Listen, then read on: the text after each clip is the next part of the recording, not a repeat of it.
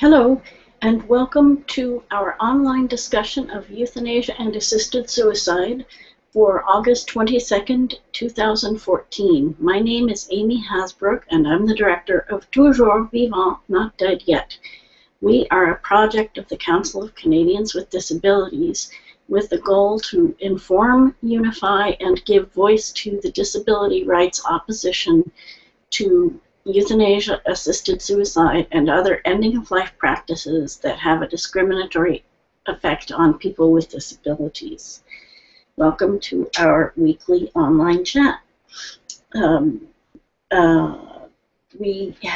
opposition is based, as I said, on the disability rights view of these questions, and there are several basic reasons why we oppose assisted suicide and euthanasia. First is we believe that they're unnecessary because people with disabilities already have the option to either commit suicide or to refuse medical care and to have palliative sedation until the time they die. Somebody's here, and maybe, hi Irene, and until the point that they pass away. And second of all, we believe it's discriminatory because while people without disabilities are generally given suicide prevention services, people with disabilities who say that they want to die are given help to kill themselves, and we believe that's discriminatory. Thirdly, we believe that though people say it's a choice to have assisted suicide, if a person with a disability doesn't have the choice of where and how they live because services are lacking or they don't have adequate income, that there can be no real choice, free and informed choice to die. And finally, the safeguards that are written into these laws are never sufficient to prevent people with disabilities who should not be killed from being killed in the jurisdictions where it's legal. So the goal of the online discussion is to look at these questions from the point of view of disability rights. The discussion is generally held in the media as looked at as a conservative religious debate versus a progressive liberal debate, and the concerns of people with disabilities are lost in that discussion. So that's why we have this online forum, so people with disabilities and those concerned with disability rights can come and talk about the issues that are particularly important to us. Those of us who use medical services a lot have a particular point of view, and who have concerns about accessibility, that kind of thing. There are several ways to participate. First, you can go to Google Hangouts and Hangouts on Air. The chat should be listed, and you can join in the chat on direct online, so that you can participate orally and on video. The second option is that you can go to the YouTube page, and if you go to YouTube and look up euthanasia and assisted suicide, you should be able to find our chats. Finally, you can go to our web page, which is tvndy.ca, and if you go to events and select today's date, you will be able to find our chat. And as I said, you can either participate via video chat, or you can contribute questions that we can answer. And finally, if you want more information about the subjects that we discuss during our discussion, you can go to either our web page, which is tvndy.ca. You can follow me on Twitter, which is @TVNDY.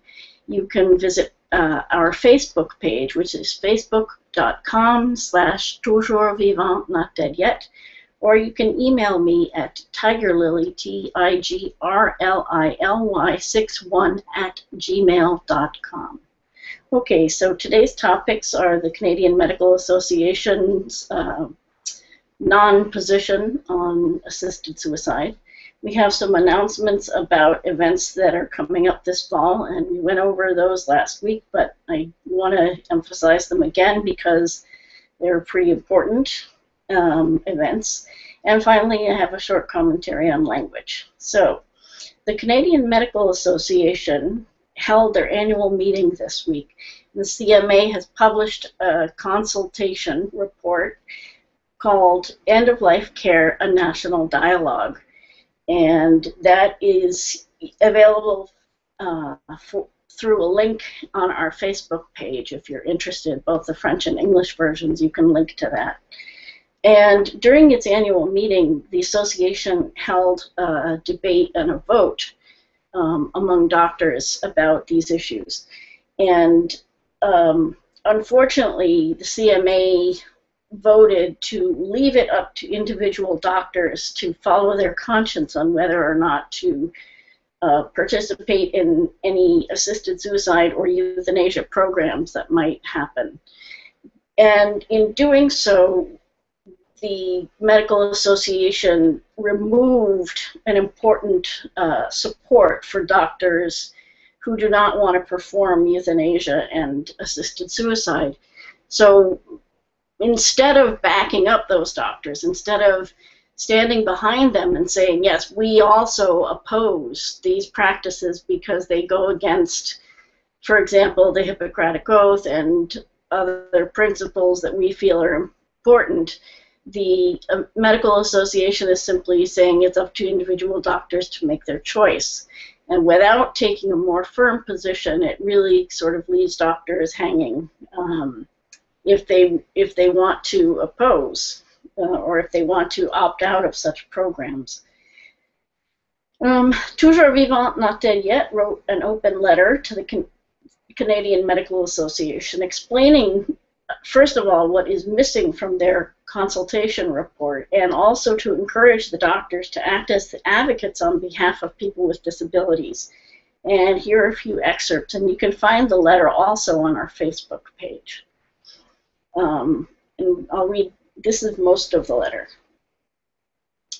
As noted in the report, End of Life Care, a National Dialogue, the CMA current policy states that Canadian physicians should not participate in euthanasia or assisted suicide, and that to permit this is a fundamental in order to permit this, a fundamental reconsideration of traditional medical ethics would be required.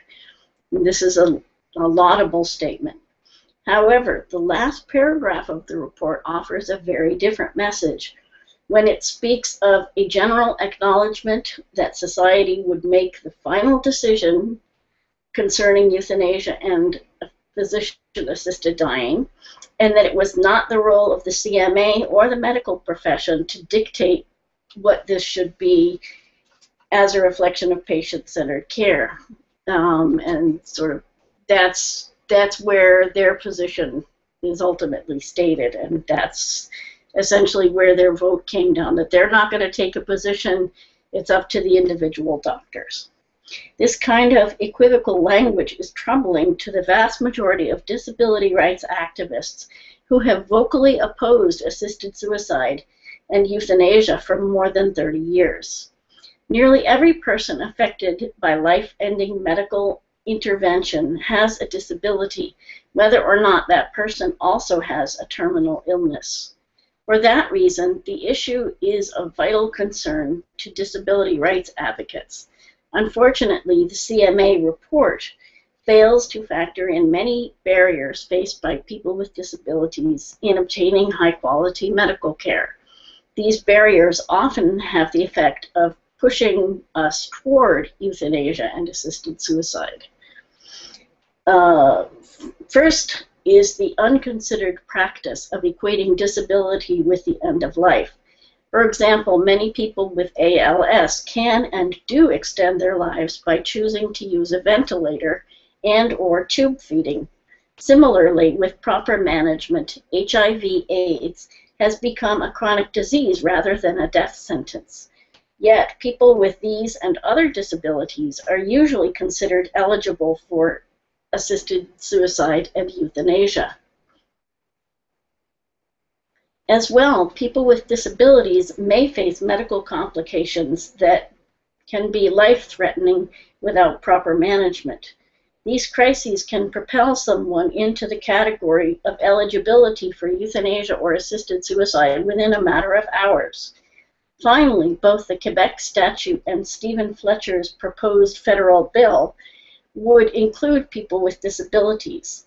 Quebec's undefined end-of-life provision is an enormous loophole, and Fletcher's bill has no requirement that the person have a terminal illness. People with disabilities face substantial barriers to health care, causing adverse effects on health outcomes and making them vulnerable to pressure to accept euthanasia or assisted suicide. Architectural barriers and lack of accessible equipment in doctors' offices and hospitals mean that people with disabilities do not get examination and diagnostic tests, such as mammograms. A lack of expertise in the natural course and typical complications associated with a disability can cause misdiagnosis or improper treatment. Systemic factors that act as disincentives or obstacles to access, such as insufficient time to communicate effectively with or assist people with disabilities, also diminish health and quality of life. So these are all barriers that people with disabilities face in healthcare, but they were not mentioned in this consultation report. And because they're not mentioned, the doctors are not taking these things into account. Another problem not addressed in the CMA report is the attitudes of healthcare professionals about disabilities. Dr. Carol Gill and others have demonstrated that medical staff routinely rate people with disabilities' quality of life as lower than do the people themselves. This may be due in part to the fact that when someone seeks medical attention, they are typically in pain or difficulty. As well, physicians are not immune from the widely held belief that life with a physical or cognitive disability is a fate worse than death, an opinion expressed throughout the report. Secondly, where doctors have as their goal to cure their patients, a person with a disability appears to embody the inability of medical science to cure people. Finally, when healthcare professionals only see patients in medical settings, they may be unaware of the person's accomplishments, contributions, and competencies. Another issue not covered in the CMA report is the tendency of advance directives and medical orders for life-sustaining treatment to favor refusal of treatment over acceptance. The refusal option is nearly always offered first. Use of ventilators and feeding tubes is typically described in negative terms rather than the life-saving options they are.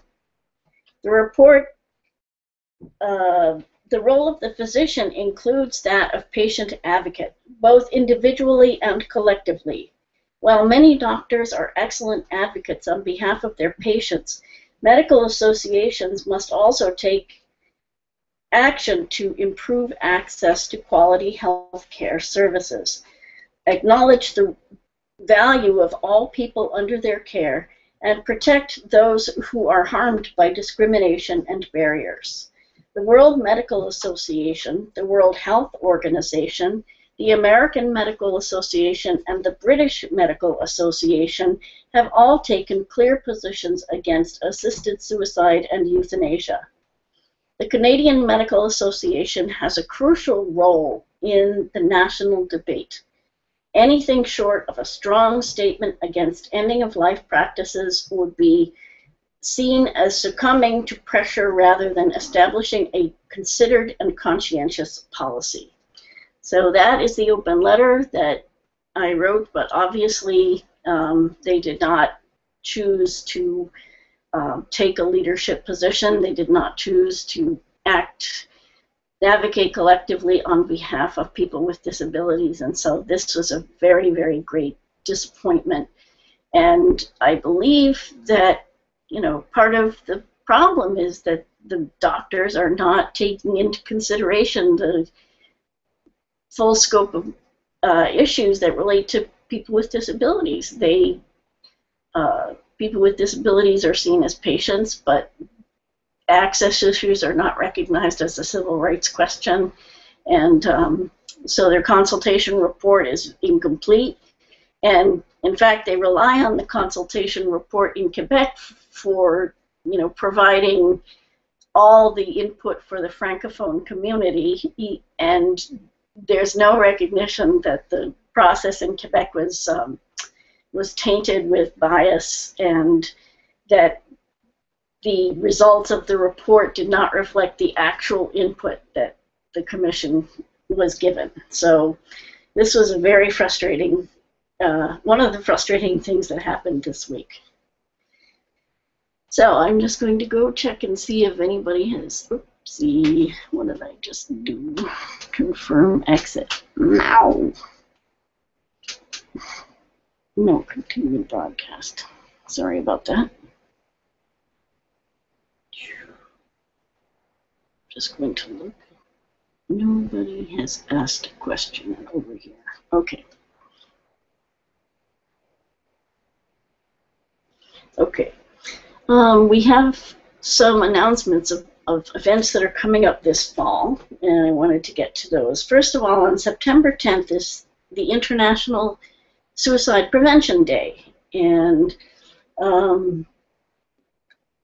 there are activities happening around the world, but it's important to note that few suicide prevention groups have taken a position against assisted suicide.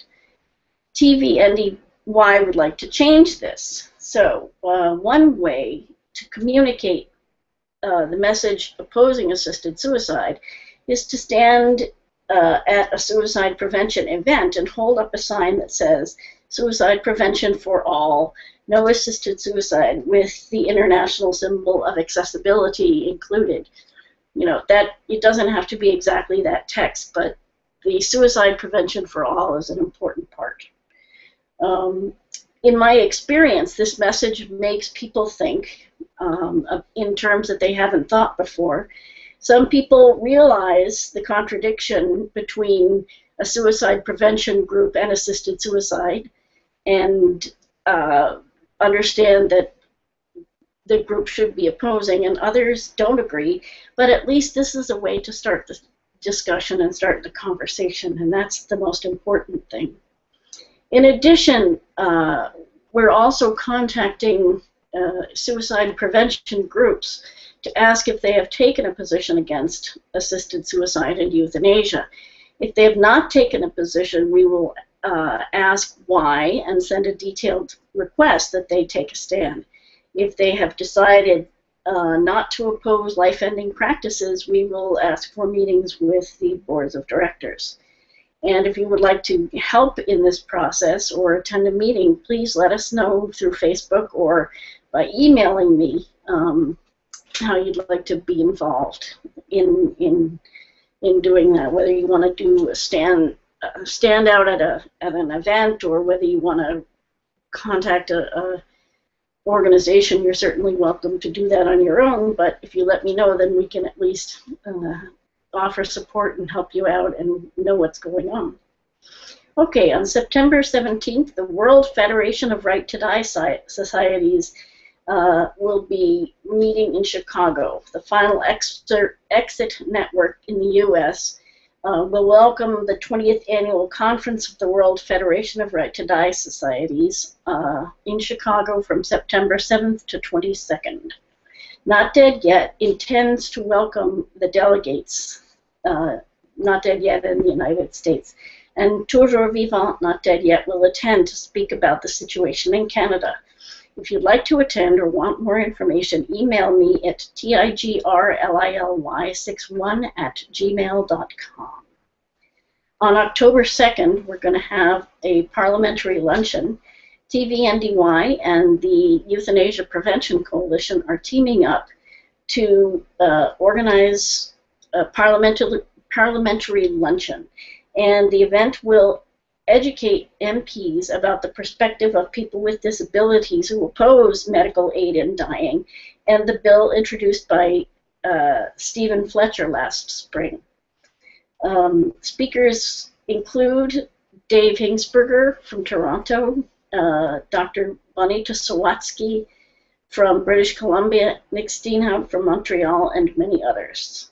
If you have a message that you would like us to deliver to the MPs, please feel free to send it along to me, and I will read it at the luncheon. I'm just going to see what this message says. Okay.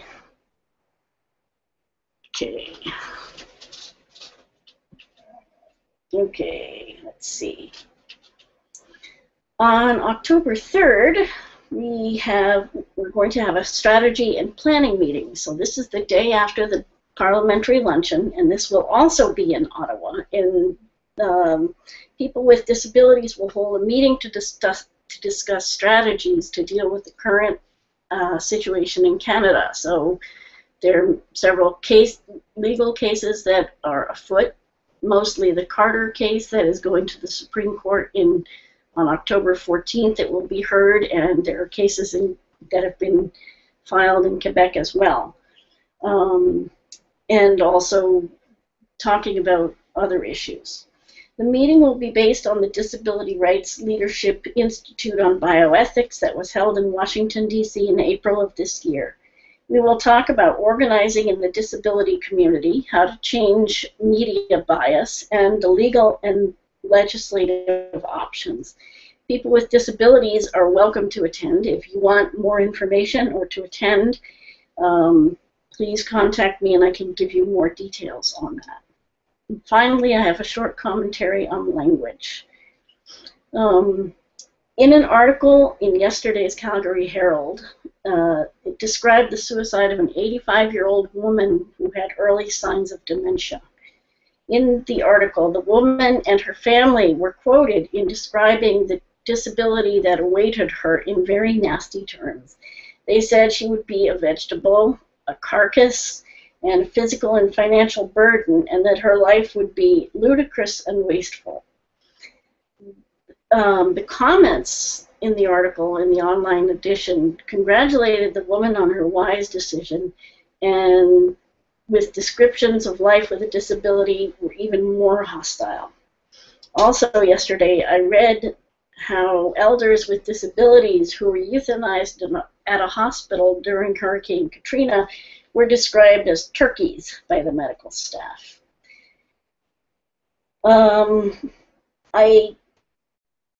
It occurred to me that between the turkey and the vegetables that non-disabled people seem to be preparing to make a banquet of those of us with disabilities. So that is my effort to be funny. So there you go.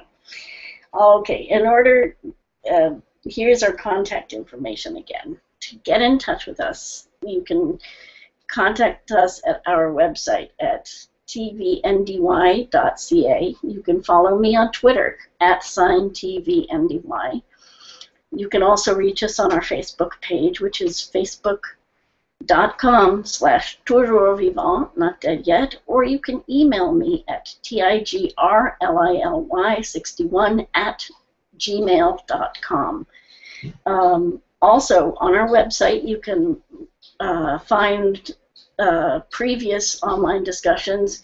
If you look at, they happen every Friday, so if you check every Friday's date, you'll find the older discussions. And it may be that we're going to move them, but it'll be obvious on the website where we move them to. I suggest that you check in on the webpage and follow my tweets, because I do forward a lot of articles, and we try to cover other articles related. So there are things about abuse of people with disabilities, there are things about lack of where governments cut back on supports for people with disabilities, because those are very relevant to issues of ending of life care. So I invite you to join us every Friday at the same time, 3 p.m. Eastern Time, and I hope that you have an excellent week between now and then. Thank you very much for being here, and I look forward to talking to you again. Take care. Goodbye.